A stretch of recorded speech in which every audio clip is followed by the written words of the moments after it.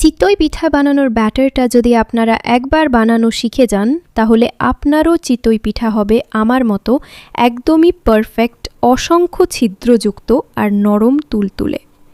তো ফার্স্টেই লাগছে 1 কেজি পরিমাণ আতপ চাল। আমি 4 ঘন্টার জন্য ভিজিয়ে রেখেছিলাম। এর মধ্যে দিয়ে দিচ্ছি ভাত হাফ কাপ পরিমাণ। যে কোনো চালের রান্না করা ভাত দিতে পারবেন। তো আমি এখন ভাত আর চালগুলোকে একসাথে ব্লেন্ড করে নিব।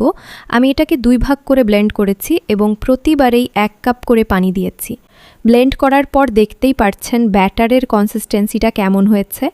বেশি পাতলাও না, আবার বেশি ঘনও না, একদমই পারফেক্ট।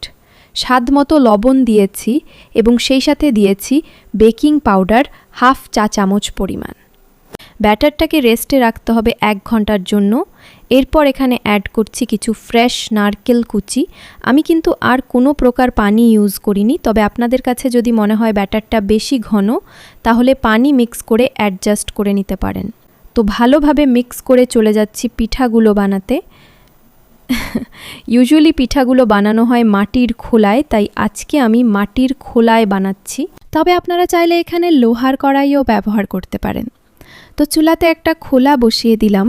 খোলা গরম হয়ে এলে একটা টিস্যু দিয়ে তেল আর পানি মিক্স করে এভাবে মুছে নিচ্ছি যাতে পিঠাগুলো ইজিলি উঠে আসে।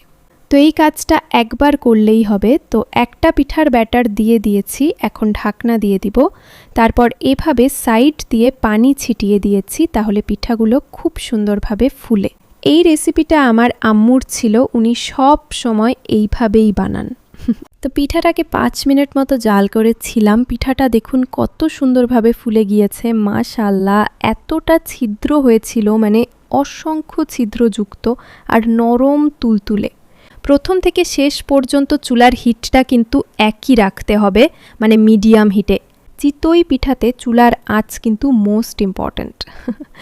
তো একইভাবে আমি সবগুলো পিঠা বানিয়ে নিয়েছি। So that's it for today. Simple ingredients, traditional method আর টেস্টটা লিটারালি মাইন্ড ব্লোয়িং। যদি ভিডিওটা ভালো লাগে প্লিজ লাইক, শেয়ার আর সাবস্ক্রাইব করতে ভুলবেন না, কারণ নেক্সট ভিডিওতে আসছে আরও ক্লাসিক বাংলাদেশি রেসিপি যা আপনি মিস করতে চান না। সি ইউ সুন, ইনশাআল্লাহ।